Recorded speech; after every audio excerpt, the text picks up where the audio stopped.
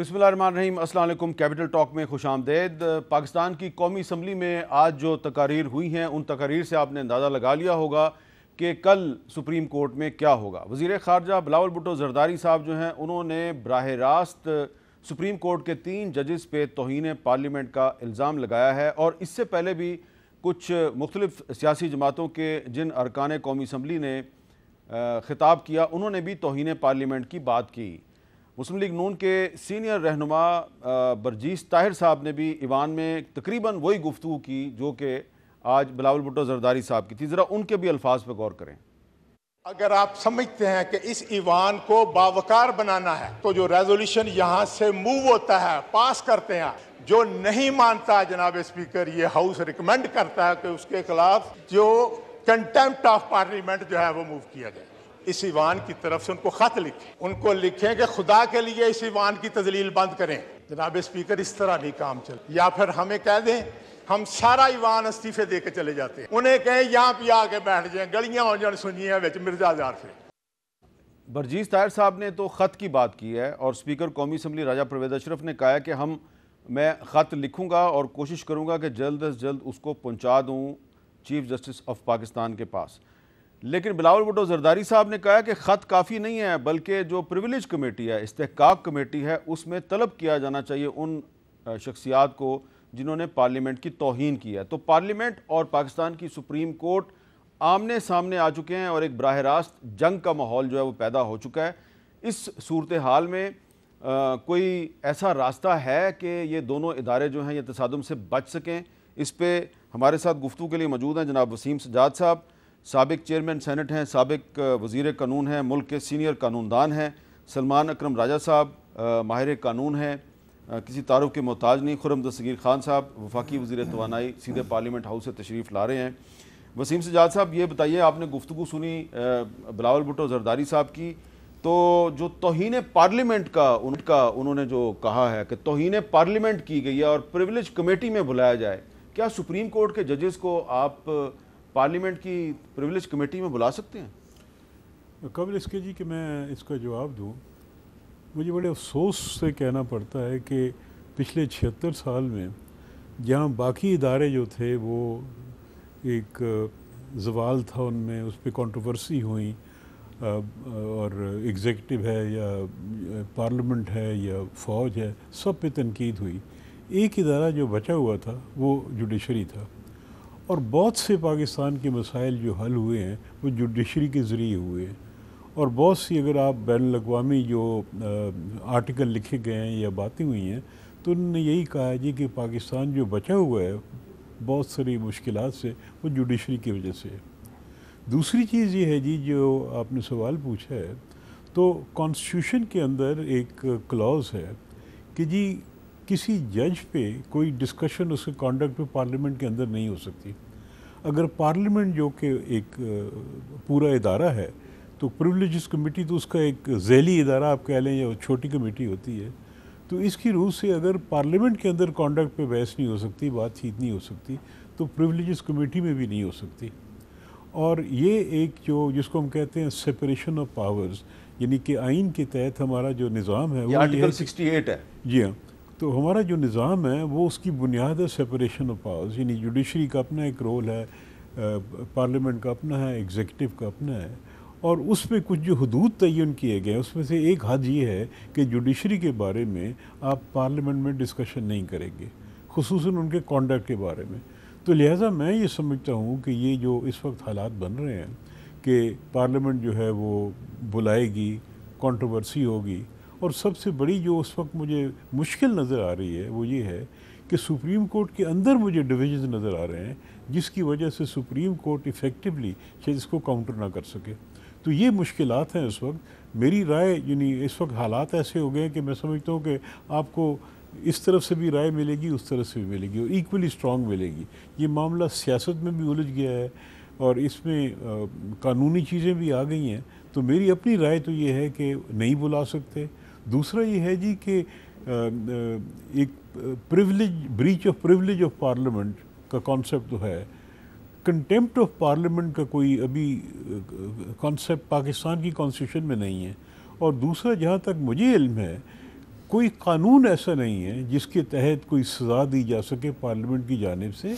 और ये कानून मुझे याद है कि 85 जब मैं लॉ मिनिस्टर था तो एक दफ़ा मैंने कोशिश की थी, मुझे जुनेजो साहब ने रोक दिया था।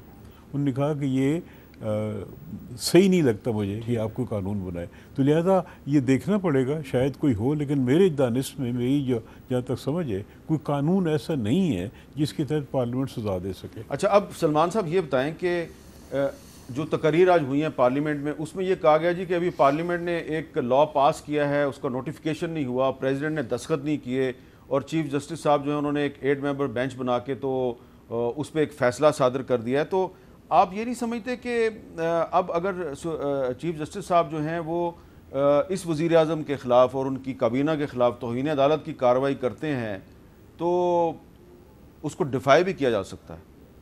देखिए, अब तो यही सूरत हाल है ना। देखिए, सुप्रीम कोर्ट का एक भरम होता है और वो भरम कायम रखना हम सब का फ़र्ज़ है। इसके बगैर रियासत नहीं चल सकती। अब उस भरम को पाश पाश कर दिया गया है। वो कहेंगे कि ये सुप्रीम कोर्ट के अपने फ़ैसलों की वजह से भरम ख़राब हुआ है। मेरी नज़र में ऐसा नहीं है। देखिए, बात बिल्कुल वाज़ेह है। 14 जनवरी को जब पंजाब असम्बली की तहलील होती है आइन की रूह से, उस वक्त सूरत ये थी कि 186 वोट हासिल किए थे परवेज़ इलाही साहब ने 11 जनवरी को जो वोट ऑफ कॉन्फिडेंस हुआ। ये महज एक अक्सरियत नहीं बल्कि बिल्कुल 50% था। पंजाब असम्बली में 372 सीटें हैं, 186 पे हुकूमत नहीं चल सकती। आखिरी वोट एक इंडिपेंडेंट मेंबर का था। अगर असम्बली की तहलील का कभी कोई मौका होता है तो ये वो मौका था, टेक्स्ट बुक मौका था कि एक वज़ीर आला, उससे पहले की तमाम बहस आप भूल जाए, बाजवा साहब ने क्या कहा, पार्टी के अंदर क्या बहस हुई, परवेज़ इलाही करना चाहते थे, नहीं करना चाहते थे, लेकिन 14 जनवरी को बल्कि 11 जनवरी के बाद ये बात वाज़ेह थी कि पंजाब हुकूमत नहीं चल सकती एक इंडिपेंडेंट मेंबर के वोट की बुनियाद पर। लिहाजा वापस जाना इलेक्ट्रेट के पास, अवाम के पास, और उनसे एक नया मैंडेट लेना आइन का तकाजा भी था। और इसीलिए ये इख्तियार हर वज़ीर आला और वज़ीर आज़म को दिया गया है कि वो असम्बली की तहलील कर सकते हैं। लिहाजा ये कहना कि खामखा में असम्बली तहलील हो गई थी इसलिए हम नहीं मानते, या ये कि इसका कोई ताल्लुक है। 90 दिन तो गुजर गए। देखिए, 90 दिन तो गुजारे गए, एक नाफरमानी की बुनियाद पे गुजारे गए ना, और तो कोई वजह नहीं थी। इलेक्शन कमीशन ने कहा कि 21 अरब रुपये चाहिए, स्टेट बैंक ने कहा कि 21 अरब रुपये इतना छोटा नंबर है कि हमारे राउंडिंग ऑफ एरर में भी ये नहीं आता। वफाकी हुकूमत सालाना 13,500 अरब रुपये खर्चती है और 21 अरब तो नमक भी नहीं है आटे में। लिहाजा वो कोई मसला नहीं था। उसके बाद हमें कहा गया कि कोई दिफा की सूरत हाल, सिक्योरिटी की सूरत हाल, अब बताइए ना कि ऐसी है। अब सुप्रीम कोर्ट के पास क्या रास्ता है? देखिए, सुप्रीम कोर्ट के साथ मजाक नहीं हो रहा बल्कि सुप्रीम कोर्ट पे हमला हो रहा है और आइन के साथ मजाक हो रहा है। आइन का नाम लेकर आइन पे जरगार की जा रही है। अब सुप्रीम कोर्ट के पास रास्ता मेरी नज़र में ये है कि तमाम जज साहिबान, तमाम 15 जज साहिबान ये साबित करें कि वो सुप्रीम कोर्ट का जज होने के अहल हैं। देखिए, आज से 2, 3, 4 सालों में ये लोग फुटनोट भी नहीं रहेंगे पाकिस्तान की तारीख में। अगर सुप्रीम कोर्ट को बतौर इदारा कायम रहना है तो इन सब को इकट्ठे होना होगा, यूनिटी दिखानी होगी, अपनी जात से बढ़ना होगा। जो कोई तो इन पे पार्लियामेंट हमलावर इसलिए नहीं है कि ये यूनिटी नहीं है इनमें। पार्लियामेंट इसीलिए हमलावर है कि इनमें यूनिटी नहीं है और इनकी आपस के निफाक की वजह से। और यूनिटी कायम ना रखने का जिम्मेदार कौन है? जो भी हो, वो बात अब पीछे रह गई। देखिए, अच्छा। अब इन सबको इकट्ठे होकर बैठना है। देखिए, जो भी हुआ, बेंच ठीक नहीं बने, बेंच ऐसे बनना था, वैसे बनना था, अब तो इदारे की बका का मामला है। ठीक है। खुर्रम साहब, ऐसा लगता है कि बिलावल साहब ने जो अभी तकरीर की कौमी असम्बली में, वो आज जो कैबिनेट का इजलास था वो उसकी समरी थी। अब अगर सुप्रीम कोर्ट वज़ीर आज़म के ख़िलाफ़ या उनकी काबीना के ख़िलाफ़ तौहीन अदालत की कार्रवाई शुरू करती है तो क्या हुकूमत इस पोजीशन में है कि रजिस्ट कर सके? जी, तौहीन अदालत की कार्रवाई तो पार्लियामान के ख़िलाफ़ होनी चाहिए ना। हम जो 176 अरकान वहाँ मौजूद हैं, हमने कहा है कि हम 21 अरब रुपया नहीं देंगे। ठीक है, वी रिजेक्टेड वाज़े तौर पर डिमांड फॉर ग्रांट। हुकूमत ने तो अपना काम किया, उन्होंने कहा जी आप फैसला। अब देखिए, दो पार्लियामान के जो दो बुनियादी तरीन उसकी जो ड्यूटीज़ हैं वो दो हैं। एक तो कानून साजी, उसी आइन में लिखी हुई है कि पार्लियामान की खुद मुख्तारी उसमें मुसल्लम है। दूसरा, कौमी असम्बली का मनी बिल के मामले में, यानी अवाम का पैसा किस तरह इस्तेमाल होगा, ये फाउंडेशनल फंक्शन है। ये सेनेट ऑफ पाकिस्तान के पास भी नहीं है, क्योंकि हम लोग अल्लाह ताला के करम से अवाम के वोटों के मुंतखब बराह रास्त मुंतखब होकर आए। लिहाजा कोर्ट का इस बात को चैलेंज करना, मैं बड़े अदब से अर्ज करूंगा, कॉन्डक्ट पे नहीं होना।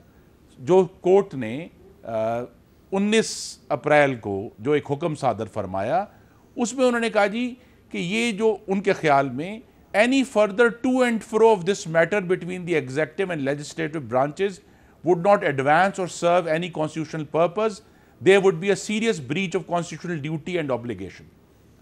ये फैसले के अंदर लिखे हुए अल्फाज की बुनियाद पर यह इशू रेज हुआ है कि पार्लियामान ने अपना आईनी हक इस्तेमाल कर दिया। उन्होंने कहा कि हम ये डिमांड फॉर ग्रांट नहीं करेंगे, ठीक है।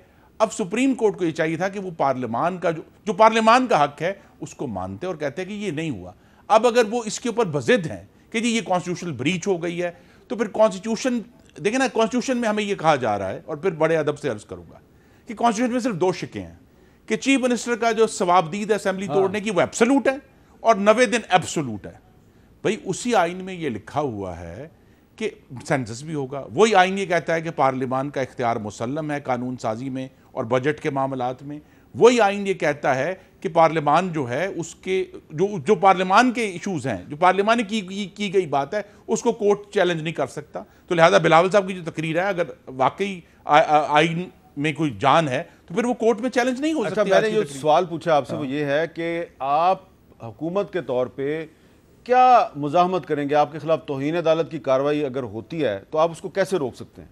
जी, हम तो रोकना क्या है, हम तमाम अरकान असेंबली पेश हो जाएंगे अदालत के सामने कि हम सब के खिलाफ कार्रवाई करो जी, कि हम जिम्मेदार हैं। हमने अपने आइन की दी हुई जो प्रिविलेज है, अवाम की ताकत से ड्रॉ किया गया है, उसको हमने इस्तेमाल किया और हमने कहा कि हम 21 अरब रुपया नहीं दे रहे। अच्छा, अब वसीम सिजाद साहब यहाँ पे ये बताएं कि अगर ये 176 अरकान कौमी असम्बली सुप्रीम कोर्ट में पेश हो गए, कहते हैं जी कि आप सिर्फ वज़ीर आज़म के खिलाफ कार्रवाई नहीं करेंगे, तौहीन अदालत हम सब के खिलाफ करें, तो सुप्रीम कोर्ट सबको डिस्क्वालीफाई कर सकते? जी देखो ना, इनके कहने से तो सुप्रीम कोर्ट कानून नहीं बनाता ना जी। इस वक्त जो सिचुएशन वो ये है कि सुप्रीम कोर्ट ने एक ऑर्डर जारी किए हुआ है। तौहीन अदालत जो होता है वो एक फौजदारी जुर्म है, यानी क्रिमिनल ऑफेंस है। उसकी बड़ा एक स्ट्रिक्ट पैरामीटर्स होते हैं। मेरे ख्याल में इससे कबल हो सकता है कि सुप्रीम कोर्ट को स्पेसिफिक ऑर्डर करे कि एक शख्स को ऑर्डर करे, किसी ख़ास इदारे को ऑर्डर करे कि आपने ये काम करना है, और उसकी अगर खिलाफ वर्जी होती है तो फिर करे। मेरा नहीं ख्याल कि सुप्रीम कोर्ट किसी के कहने पे कहेगा अच्छा जी हम 175 आदमियों के ख़िलाफ़ कार्रवाई करते हैं, ये मुनासिब भी नहीं होगा और ज़रूरी भी नहीं है। तो मेरा ख्याल में इस वक्त जो हालात हैं उसमें सुप्रीम कोर्ट बड़े केयरफुली चलेगा। और ज़रूरत इस बात की है जो राजा साहब ने फरमाया है कि सुप्रीम कोर्ट में अगर डिसयूनिटी रही तो ये सुप्रीम कोर्ट जो है आइंदा भी तो लोगों ने डिसयूनिटी खत्म करने का तरीका है वो फुल कोर्ट बना दें। देखिए जो भी करें, यानी वो तो अब जजेस ने सोचना है ना कि हमने क्या करना है, क्योंकि डिविजन नज़र आ रही हैं। लेकिन अगर ये इस वक्त सुप्रीम कोर्ट डैमेज हो जाता है तो इस वक्त चीफ जस्टिस जो है उनकी तरफ 5 महीने रह गए हैं, उसके बाद आइंदा लोगों ने आना है। इस वक्त जहाँ पे 5-6 ऐसे जजेस हैं जिन्होंने चीफ जस्टिस बनना है, तो अगर इदारा ख़राब हो गया, तबाह हो गया, तो ये न सिर्फ उनको अफेक्ट करेगा, सारे पाकिस्तान को अफेक्ट करेगा। अच्छा, सुप्रीम कोर्ट और पाकिस्तान डैमेज होना, पाकिस्तान का डैमेज होना है। आज वज़ीर आज़म शहबाज शरीफ साहब जो हैं उन्होंने ये कहा है कि सुप्रीम कोर्ट को सालिसी का इख्तियार नहीं है। उनके अल्फाज क्या हैं, ज़रा सुने। मैं नहीं समझता कि मुझे या आपको ये फैसला करना चाहिए कि हम सुप्रीम कोर्ट को जामिन बनाएं, उसको हम आर्बिट्रेशन का हक दें। ये उनका काम नहीं है, पंचायत उनका काम नहीं है। उनका काम कानून और आइन के मुताबिक फैसले देना है। एक दिन इलेक्शन होने चाहिए, और कब होने चाहिए? 13 अगस्त पार्लियामान की मुद्दत ख़त्म होती है, और उसके बाद अगर 90 दिन शामिल किए जाएँ तो वो नवंबर अक्टूबर में वो तारीख बनती है। सलमान साहब, सवाल बड़ा सीधा सा है। सुप्रीम कोर्ट कह रही है कि 14 मई तक इलेक्शन कराओ, 14 मई। प्राइम मिनिस्टर ऑफ पाकिस्तान कह रहे हैं जी कि 13 अगस्त को पार्लियामेंट की मुद्दत ख़त्म होगी, उसके बाद अक्टूबर या नवंबर में इलेक्शन होगा। क्या आपके ख्याल में वज़ीर आज़म साहब बराह रास्त सुप्रीम कोर्ट के हुक्म की नफ़ी नहीं कर रहे? बिल्कुल कर रहे हैं। देखिए, ये नहीं हो सकता। पिछली जो तारीख़ थी इस मामले में, उसमें हुकूमत की तरफ से सादिक साहब पेश हुए, उसमें ख्वाजा साद रफ़ीक साहब पेश हुए। उन्होंने खैर मकदम किया सुप्रीम कोर्ट का, कहा कि आपने ये बहुत अच्छा किया कि हम सबको बुलाया और कहा कि साथ बैठो और कोई नतीजा निकालो, हम निकालेंगे। कमर जमान कायरा साहब पेश हुए, फारूक नाइक साहब पेश हुए, MQM की तरफ से लोग पेश हुए और सब ने, सिराजुल हक साहब जमात इस्लामी की तरफ से पेश हुए और बहुत खैर मकदम किया। और बल्कि यहाँ तक कहा कि बिलावल साहब मौलाना फजल रहमान को मनाने उनके गांव गए हैं और उम्मीद है कि उनको मना लेंगे। तो उस दिन तो रवैया ये था नहीं, लेकिन उसमें आप इस चीज़ को नोट करें ना कि जरदारी साहब ने भी कहा कि ये बड़ी अच्छी बात है, लेकिन बिलावल साहब मौलाना फजल रहमान के पास गए, डेरा इस्माइल खान, वहां से वापस आने के बाद फिर सब बदल गए। ये शाम में हुआ ना, मैं बात कर रहा हूँ उस दिन सुबह की। हाँ। 11-12 बजे तो ये गुफ्तगू थी, लेकिन उसके बाद शाम तक बिल्कुल लहजा बदल चुका था। और बज़ाहिर यही नज़र आता है कि फिर किसी ने कहा कि भाई अगर हम बैठ गए और कोई भी तारीख हमने मान ली तो इलेक्शन हो जाएगा और इलेक्शन में तो हम हार जाएंगे। तो यह एक ही खौफ है जो तमाम हर बात का मुहर्रिक है, बाकी कुछ मामला नहीं है। देखिए, जब पार्लियामान ये कहती है कि पैसे मत दो 21 अरब, आइन का अगर तकाजा है कि इलेक्शन हो 90 दिन में, और इलेक्शन की तारीख पहले इलेक्शन कमीशन ने दी 30 अप्रैल, जिसको सदर मुमलिकत ने कबूल किया, उसके बाद चूंकि ताख़ीर हुई, लेतोलाल हुआ, 14 दिन उसमें डाल दिए गए।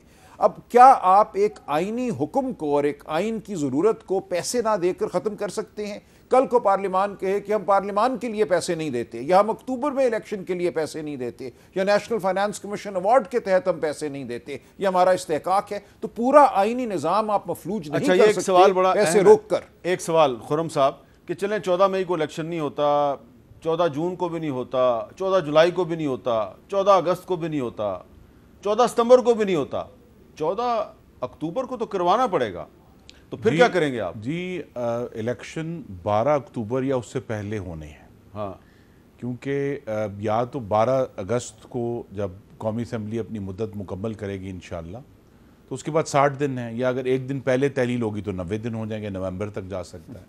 लेकिन उसके आगे तो हमारे पास नहीं है, वक्त नहीं है। तो ये लिहाजा कोशिश यही है कि जो अक्टूबर में इंतखाबात हैं वो अक्टूबर में हों और चारों सूबों में बैक वक्त वफाक में हों।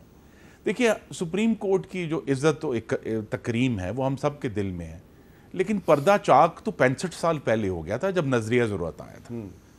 ये कहना कि जी जिस सुप्रीम कोर्ट के रिकॉर्ड पे 200 केस है, नुसरत भुट्टो केस है, जेड शाह केस है, जिसके रिकॉर्ड पे 63A का केस है चंद महीने पहले का, तो वो किस तरह इज्जत और तकरीम मान सकते हैं? हमारे तो जख्म हरे है ना कि हमें ये कहा जा रहा है कि जी आप भूल नहीं, देखिए हमें ये कहा जा रहा है कि सुप्रीम कोर्ट क्लीन हैंड्स के साथ आया है। आप भूल जाएं कि सुप्रीम कोर्ट ने नवाज शरीफ की नाहक डिस्क्वालिफिकेशन की, आप भूल जाएं कि सेनेट के उम्मीदवारों से जबरदस्ती हमारा निशान छीना गया, आप भूल जाएं कि हमारे जो लीडर्स थे वो 22-22 महीने जेलों में रहे, उनकी सुप्रीम कोर्ट में तारीख नहीं लगती थी जमानत की। आप सब कुछ आप भूल जाएं कि सुप्रीम कोर्ट ने 63A में जो अपना फ्लिप किया, ये जो पंजाब हुकूमत जिसकी बात करें, वो पंजाब हुकूमत में 186 मेंबरान की मौजूदगी सुप्रीम कोर्ट के अहकामात की वजह से थी।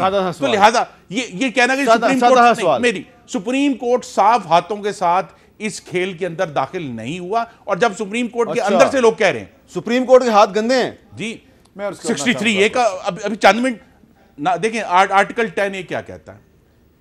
फेयर ट्रायल होना है। 14 कहता है सबको कानून का बराबर इतलाक है और बराबर तहफ़्फ़ुज़ हासिल है। सुप्रीम कोर्ट ने कंटेम्प्ट ऑफ कोर्ट के मामले में निहाल हाशमी को तो डिस्क्वालीफाई कर दिया 6 महीने। वही अल्फाज इमरान खान और उनके वजीर अदा करें तो उनको छोड़ दिया, वो अच्छा, अब इसमें तो ये जो डिफरेंट इश्यूज हैं, ये जरा बता देना क्योंकि आप कैबिनेट के मेंबर हैं। जो बिलावल साहब ने भी तौहीन पार्लियामेंट की बात की, बरजीस ताहिर साहब ने भी की है, आप कैसे सुप्रीम कोर्ट के जज को आप कैसे तौहीन पार्लियामेंट में समन कर सकते हैं प्रिविलेज कमेटी में? जी देखिए, ये तो फैसला प्रिविलेज कमेटी ने करना है, लेकिन ये इशू कि जी पार्लियामेंट के पास किए गए एक ग्रांट फॉर मनी को रिजेक्ट किया है पार्लियामान ने, उसको कहना है कि जी ये ब्रीच ऑफ कॉन्स्टिट्यूशन है। देखें, वही कोर्ट जो है, जब ये आइन में ये लिखा हुआ है ना कि जी बाय इलेक्शन 60 दिन में होंगे, तो अगर जब हाई कोर्ट कहता है नहीं स्टे है जी, नहीं होगा बाय इलेक्शन, तो फिर किस पे कंटेम्प्ट होगी? मुझे बता दें। अगर हाई कोर्ट जो है स्टे देकर 60 दिन से आगे ले जा सकता है, और मेरा ये सवाल रहेगा, मेरा दोनों इन अपने सीनियर कॉलीग से बड़ा इस्तदा के साथ सवाल है, क्या मुज़ाकरात के जरिए आइन में दी गई लाइन क्रॉस हो सकती है? अच्छा, क्या सुप्रीम कोर्ट सुप्रीम कोर्ट अपने हुक्म से आईन में दी की लाइन क्रॉस कर सकता है। बारी-बारी ये जवाब वो ले लें। इख्तियारात है जो वो खुद एज्यूम बारी-बारी जवाब और तजावुज कर रहे हैं। जी सलमान साहब, ये जो चीफ जस्टिस साहब ने कहा कि सियासी क़यादत आपस में इलेक्शन की नई डेट पे इत्तेफाक कर ले तो हम डेट में आगे पीछे कर सकते हैं, गुंजाइश दे सकते हैं, क्या ये आइन के मुताबिक है? नहीं, देखिए इसके लिए ये इस्तदा की गई थी, मैं पेश हुआ था पीटीआई की जानिब से पिछली तारीख पे, और हमने ये कहा था कि अगर तारीख को बदलना है, 90 दिन की जो तारीख थी उसमें जो एक कलील इजाफा किया गया 14 मई किया गया, अगर उससे आगे जाना है तो एक आइनी तरमीम करना होगी। हम सब मौजूद हैं, पार्लियामान का हिस्सा बन के एक दफ़ा की आइनी तरमीम कर लेते हैं, कह देते हैं कि 2023 में इंतखाब 90 दिन में नहीं होगा, फ़लाँ तारीख को होगा, जो हम सब की मुफाहमत से एक तारीख तय होती है। लिहाजा कोई पंचायती फ़ैसला कबूल नहीं था। एक तो ये बात हो गई। लेकिन दूसरी बात ये कहना कि सन 58 में डोसो केस गलत हुआ था, सन 90 में फलाना केस गलत हुआ था, 2002 में ज़फ़र अली शाह गलत, तो क्या हम अब ये कह रहे हैं कि हम सुप्रीम कोर्ट को नहीं मानेंगे? क्या हम सुप्रीम कोर्ट को तहलील करना चाह रहे हैं? 63A का मुकदमा जो फैसला था, मैंने कभी उसकी तायद नहीं की, मेरी नज़र में वो गलत फैसला है। लेकिन उसके बाद 17 जुलाई का एक इलेक्शन हुआ, उस बाई इलेक्शन में जो नताइज आए उसकी वजह से हुकूमत कायम हुई थी। देखिए, अगर उस इलेक्शन में ये जीत गए होते, 17 या 18 जितनी भी सीटें थीं, उसमें अगर पीटीआई ना जीती होती तो उनकी हुकूमत तो ये नहीं आप कह रहे हैं बनती। कि जो ये हुकूमत कहती है कि ये जो सुप्रीम कोर्ट ने 63A को रीराइट किया है, ये नहीं उसकी वजह से हुकूमत नहीं बनी थी। हुकूमत बिलाखिर बनी है 17 जुलाई के बाई इलेक्शंस की वजह। वसीम सजाद साहब, आप ये बताएं कि ये क्या सुप्रीम कोर्ट के पास ये इख्तियार है कि अगर आइन कहता है कि 90 दिन के अंदर इलेक्शन करवाना है तो वो कहें कि चलो 120 दिन हो जाए, कोई बात नहीं है, अगर आप इत्तेफाक कर लें तो 220 दिन के बाद भी एक डेट दी जा सकती है? जिस तरीके से सोच बन रही है सुप्रीम कोर्ट के अंदर, एक तो ये है जी कि कहा जा रहा है कि जी सारे इलेक्शन एक दिन होने चाहिए। इसमें कोई अच्छी पहलू भी है इसका, लेकिन उसके लिए आइन में तरमीम करनी पड़ेगी। और अगर मेचोरिटी शो करे पार्लियामेंट तो इस वक्त पार्टीज़ को आपस में तय कर लेना चाहिए कि आइंदा हमने आके मुत्तफ़िका तौर पे आइन में तरमीम करनी है, ताकि आइंदा ये सूरत हाल ना हो और जब एक किसी असम्बली की तहरील हो तो सारे पाकिस्तान में इलेक्शन हो जाए। दूसरा जो आपने सवाल उठाया है कि क्या हो सकता है, आम हालात में नहीं हो सकता, क्योंकि आइन के अंदर 90 दिन का उन्होंने लिमिट दी हुई है। अगर असम्बली की तहरील होती है एक मुद्दत पूरी करने के बाद तो 60 दिन का दिया हुआ है। अगर आप इसको नहीं मानते तो इसका मतलब है कि जिसकी मर्ज़ी हुकूमत की कहेगी 6 महीने बाद कराते हैं, कोई हुकूमत कहेगी साल बाद कराते हैं। आइन बनाने का मकसद क्या होता है? जब एक आइन बनता है उसका मतलब होता है कि एक ऐसा ढांचा बना दिया गया है जिसको जो हुकूमतें वक्त पे होती हैं वो उसको तब्दील ना कर सके। अगर तब्दील करना है तो आइन में तरमीम करें, जिसके लिए 2/3 मेजॉरिटी चाहिए, इसलिए आइन बनाया जाता है। तो ये 60 दिन, 90 दिन और बकाया जो दीगर इसके जो शिकें हैं उसका एक मकसद है। अब हालात जो हो गए उसमें ये है कि वो जो 90 दिन वाली बात तो ख़त्म हो गई, एक प्रैक्टिकल डिफ़िकल्टी आ गई। उसमें सुप्रीम कोर्ट ने एक फ़ैसला दिया हुआ, उन्होंने कहा जी हमने ये फ़ैसला दिया हालात को सामने रखते हुए, लेकिन अगर आप आपस में एक समझौता कर लें तो हम गुंजाइश निकाल लेंगे। यानी एक प्रैक्टिकल व्यू उन्होंने दिया है कि भी एक पाकिस्तान में एक बहरान आया हुआ है, कॉन्स्टिट्यूशनल लेकिन कुछ कॉन्स्टिट्यूशनल एक्सपर्ट्स के साथ मैंने बात किया, वो कहते हैं कि ये जो गुंजाइश निकालने वाली बात है ये कॉन्स्टिट्यूशन के मुताबिक ये नहीं नहीं है, हमने तो यही कहा कि ये नहीं है, ये दुरुस्त बात है। लेकिन मुसीबत ये है जी कि इस बहरान को निकालना कैसे है? अगर आप कहें कि जी कुछ नहीं कर सकते तो बैठ तो आप ज़रा सुने कि जी इसहाक डार साहब जो हैं, जो वज़ीर ख़जाना हैं, उन्होंने अभी आज कौमी असम्बली के इजलास में उन्होंने एक डिफाइंस यानी कि मुज़ाहमत पर मबनी एक बाग़ियाना किस्म की स्टेटमेंट दी है। क्या कह रहे हैं? अगर कोर्ट का ऑर्डर है कि पैसे दे दें तो make no mistake, nobody can give money unless there is a process and procedure followed. We took the सहारा 81E का, वो क्या कहता है, any other sums declared by the constitution or by act of Majlis Shura to B so charge. हमने उसके तहत काबीना में ले गए, काबीना ने अप्रूवल दे दी, हम उसको इस हाउस में ले आए और इस हाउस ने उसको अप्रूव नहीं किया, रिजेक्ट कर दी। अब ये बताएं कि वो कह रहे हैं कि हमने जो सुप्रीम कोर्ट के हुक्म के मुताबिक इलेक्शन कमीशन को फंड्स नहीं दिए, हमने कॉन्स्टिट्यूशन के ऐन मुताबिक किया, तो अब सुप्रीम कोर्ट क्या कार्रवाई करेगी? बात यह है जी कि सुप्रीम कोर्ट ने तो उसके बाद कोई फौज तो नहीं है सुप्रीम कोर्ट के पास, उसकी एक अथॉरिटी, मॉरल अथॉरिटी होती है। और आइन अगर हम देखें ना, हर हुक्म के लिए कोई बटालियन ला के तो नहीं इन्फोर्स किया जाता है, आइन में लिख दिया जाता है। आइन में लिखा हुआ है कि all executive authorities in Pakistan shall act in aid of the supreme court, लिखा हुआ है। तो अगर कोई उसको नहीं मानता, आर्टिकल 190, जी हाँ, तो अगर उसको नहीं मानता तो इसका मतलब कि आइन की खिलाफ वर्जी कर रहा है, यही अल्फाज। लेकिन आपको याद है, मैं आपको रोक रहा हूँ, आपको याद है जब 1998 में उस वक्त के चीफ जस्टिस सजाद अली शाह और उस वक्त की हुकूमत थी जो नवाज शरीफ साहब की, उनके दरमियान इसी तरह का एक कन्फेडरेशन पैदा हुई थी। तो सजाद अली शाह ने इसी आर्टिकल 190 के तहत उस वक्त के आर्मी चीफ जनरल जहांगीर करामत को through secretary defence Iftikhar Ali Khan ख़त लिखा था और उनकी मदद के लिए कोई नहीं आया था। बहरहाल जी, अगर वो मदद को नहीं आया तो फिर उनके ऑर्डर की नफी हुई है, तो वो उसके खिलाफ कोई कार्रवाई भी नहीं हुई। हमने तो आइन की बात करनी है, आइन क्या कहता है। आइन बिल्कुल हर ऑर्डर के लिए सुप्रीम कोर्ट के पास कोई ऐसी फोर्स नहीं है कि वो भेजे कि अच्छा भी इन्फोर्स करो। ये जो कॉन्स्टिट्यूशनल सिस्टम होता है उसमें कुछ मोरालिटी होती है, कुछ नॉर्म्स होते हैं, कुछ वैल्यूज़ होती हैं।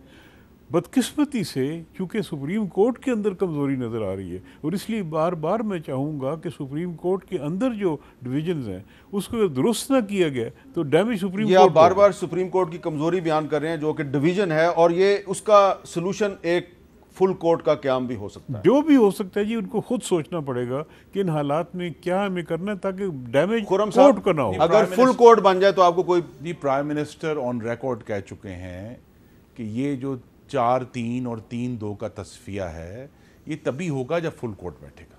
उसके बगैर ये मामला जो है ये हवा में लटकता रहेगा और कंफ्यूजन रहेगा, क्योंकि 4 जस्टिसेस जो हैं वो ऑन रिकॉर्ड हैं ये कहते हुए, लिखा हुआ है, ये नहीं कि अल्फाज बोले कोर्ट में, लिखा हुआ है कि जी हमने इसको रिजेक्ट किया था, और जिसमें उन्होंने कहा कि जी वन मैन शो है, पॉलिटिशियंस इन रोब्स हैं, इंपीरियल सुप्रीम कोर्ट है। जब ये सारे अल्फाज कोर्ट के अंदर से निकल रहे हैं तो फिर चीफ जस्टिस साहब को हमने तो बहुत देर पहले इस्तदा की थी कि वो फुल कोर्ट बनाकर पहले तो 4-3 और 3-2 का फैसला करवा लें और उसके बाद जो आगे आने वाले मामला है तो उसका फैसला करवा लें। लेकिन वो खुद इस पर बज़िद हैं कि नहीं यही 3 मेंबर होगा, फिर अपनी मर्जी के 8 मेंबर बना के बेंच बना दिया।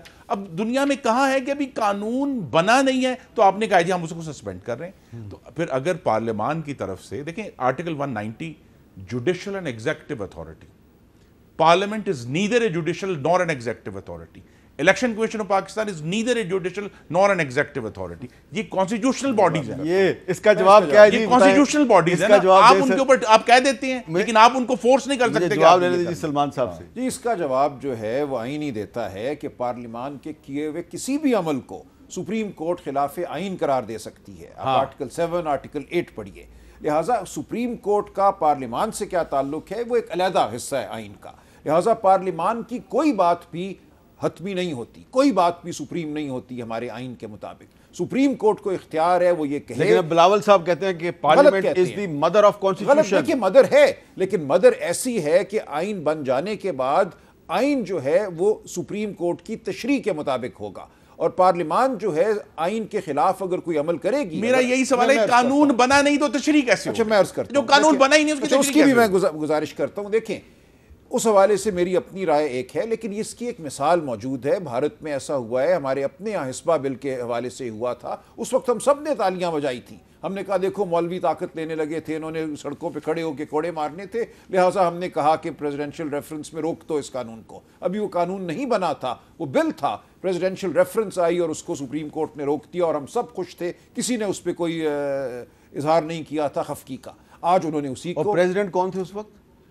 उस वक्त प्रेसिडेंट मुशर्रफ साहब थे। और चीफ जस्टिस कौन थे उस वक्त? चीफ जस्टिस इफ्तिखार मोहम्मद चौधरी थे। तो मुशर्रफ साहब और इफ्तिखार चौधरी साहब और ने उस वक्त कोलैबोरेशन करके पार्लियामेंट का रास्ता रोका। लेकिन देखिए इसकी मिसाल भारत में भी है, इसकी मिसाल और जगह भी है। देखिए कल पार्लियामान फर्ज करें कानून बना दे और कहे कि 1 मई से सुप्रीम कोर्ट को हम तहलील करते हैं, तो क्या सुप्रीम कोर्ट इंतजार करेगी 1 मई तक कि कानून नाफिजुल अमल हो जाए, सुप्रीम कोर्ट तहलील हो जाए और उसके बाद सुप्रीम कोर्ट कहेगी कि नहीं ये खिलाफ आइन कानून था? जी वसीम सजाद साहब, ये जो बार बार खुर्रम साहब, मैं आपका सवाल, मैं अपने पॉइंट पे कायम हूं। देखिए, parliament is neither a judicial nor an executive authority, therefore it is not bound to come to the aid of the Supreme Court. मेरा पॉइंट मुझे इस पे, लेकिन इट्स पार्लियामान जो करती है उसको सुप्रीम कोर्ट खिलाफ आइन करार दे सकती है। वसीम सजाद साहब ये सही कह रहे हैं सलमान अकरम राय साहब?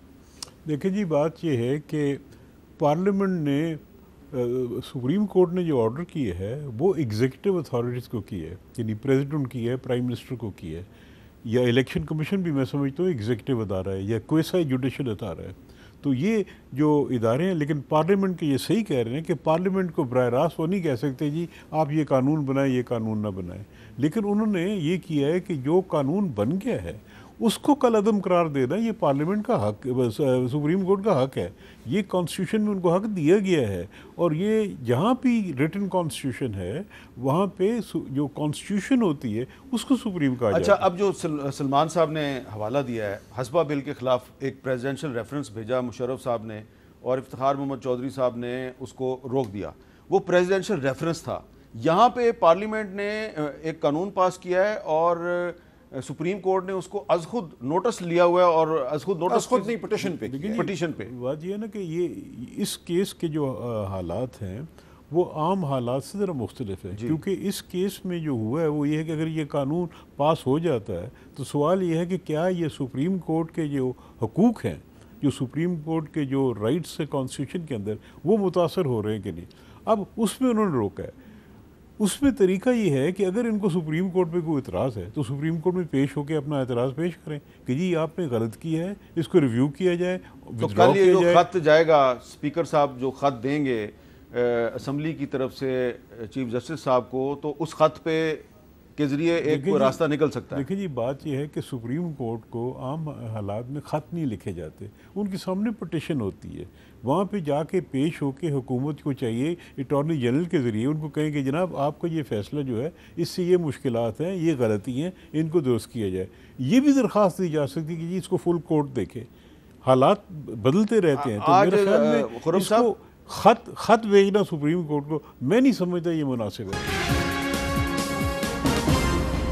खुर्रम साहब, आज काबीना के इजलास में कोई इस ऑप्शन पे गौर हुआ है कि कल जब इजलास सुप्रीम कोर्ट का जब 3 रुकनी बेंच बैठेगा तो अटॉर्नी जनरल साहब ने वहाँ पे क्या बात करनी है? जी, इस पर बहस हुई, काफ़ी तवील गुफ्तगू हुई, लेकिन अभी उसका हतमी फ़ैसला नहीं हुआ कि काफ़ी हद तक सोच यही थी कि रिव्यू तो फाइल नहीं करना, लेकिन शायद किसी और सूरत में कोई दरख्वास्त आ सकती है अटॉर्नी जनरल की तरफ से। इन्हीं अल्फाज जो मैंने पढ़ के सुनाए कि इनको सामने कोर्ट। अच्छा, अब क्योंकि आप एक पॉलिटिशियन भी हैं और फेडरल मिनिस्टर भी हैं, तो कल DGISPR साहब ने एक प्रेस कॉन्फ्रेंस की थी, बड़ी अहम प्रेस कॉन्फ्रेंस थी। उसमें उन्होंने एक बात कही है जो बड़ी इंपॉर्टेंट है, ज़रा सुने वो क्या कह रहे हैं। हमारे लिए तमाम सियासतदान और तमाम सियासी जमातें काबिल एहतराम हैं। हाउएवर, अफवाज पाकिस्तान का और जो भी हुकूमत पाकिस्तान होती है उसका आपस में एक गैर सियासी आइनी रिश्ता होता है और आइन के मुताबिक रहेगा। उस गैर सियासी रिश्ते को सियासी रंग देना मुनासिब बात नहीं। अच्छा, ये जो प्रेस कॉन्फ्रेंस है इसके कुछ देर के बाद इमरान खान साहब ने इसका क्या जवाब दिया है, बराह रास्त मुखातिब किए बगैर जरा सुने। तो कहते थे कि सिलेक्टेड है।